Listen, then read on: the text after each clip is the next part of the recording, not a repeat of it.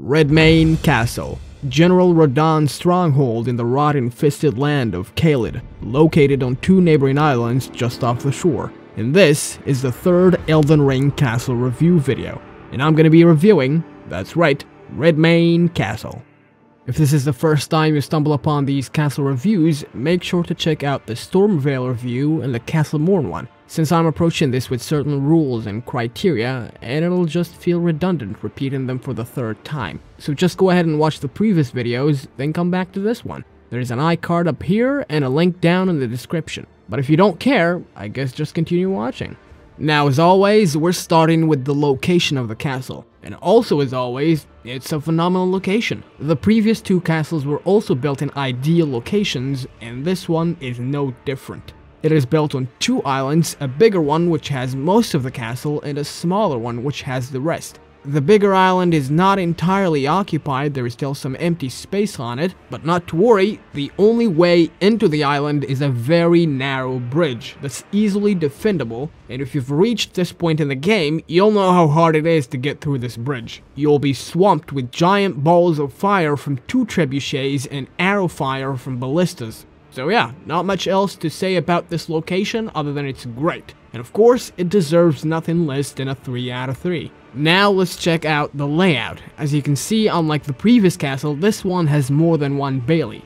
But it's not that simple. First, we have a bit of a passageway here that I will not count as a separate bailey because it's just too small, and at both ends of this passageway, there are two portcullises. So far so good. But beyond this passageway, we get to the second bailey, and then beyond that, there is the third bailey, right?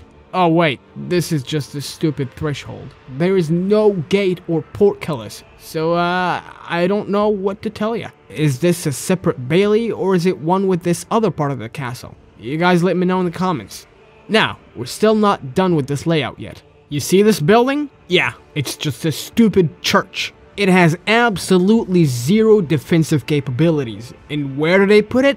The hardest point to reach in the entire castle. This is a huge layout error. This is the building they should have put there. What fucking idiots. This layout is not the worst, I'll give you that. It's actually pretty good, if it's done right, that is. But as you can see, there is a lot of wasted potential. I'll be generous though, and take out only 1 point. 2 out of 3, there you go. Now, time to go through the defenses and see what this castle has to offer. We've already talked about the defenses outside the castle itself, so let's start at the front gate. The gatehouse here is pretty standard, nothing too fancy. The towers have some arrow slits up top, the battlements are good, and there is a portcullis and a little rampart in the middle. Again, pretty standard. As we go through the gate, we can clearly see an elevated section of this bailey here, which is great, although I would have liked to have seen some sort of battlements along this wall instead of just a wooden fence. There are some buildings on the opposite side here, which look pretty defensive. They even have battlements on top of them, so that's good. If only something like this was in place of that stupid church. But I digress. As we move further, we can clearly see towers, arrow slits, and battlements everywhere, which tells me that the enemy will have a very hard time getting through this bailey. But wait, there's more. We have a bit of a choke point here, which is wonderful, but even so, it is still a missed opportunity. It wouldn't be that hard at all to just put some sort of gatehouse here, or at least a simple arch with a wooden gate. Man, there are so many missed opportunities in this castle.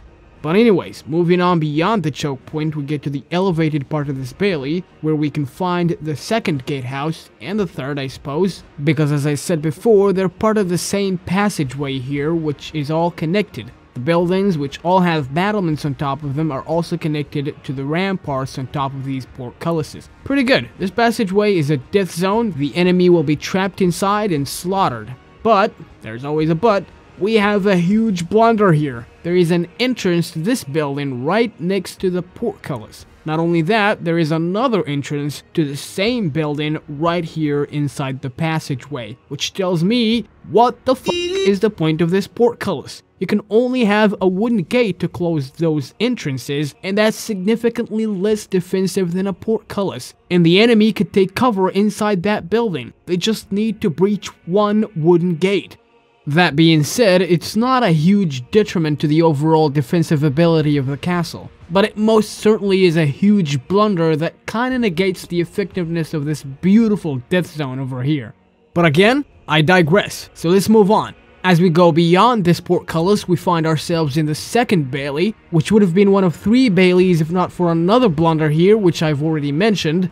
I mean, man, there is just an archway there. And this part is so defensive too. We have ramparts surrounding everything, towers, and even hoardings. This is just dumb. But anyways, you already know what's beyond this dumb archway. Just another disappointment. So let's just get it done with. I'll take 2 points out of the defensive, which makes it a 2 out of 4. Now this castle is still pretty good. Any force will have a bad time trying to assault it. But it has a lot of wasted potential. I mean, if you look at the layout, it's actually pretty confusing. But again, missed opportunities everywhere. All this castle needs to be a 10 out of 10 is a gatehouse here, we seal this entrance and leave only the one inside the passageway, have another gatehouse here, and take this church and swap it with this building. But, because all of these things I said are not present, I'll give this castle a 7 out of 10. And that is it for this review. I hope you guys enjoyed the video. Drop a like, subscribe, and let me know in the comments about your thoughts and if I missed anything in the review. I've been Rrash, and I'm out of here.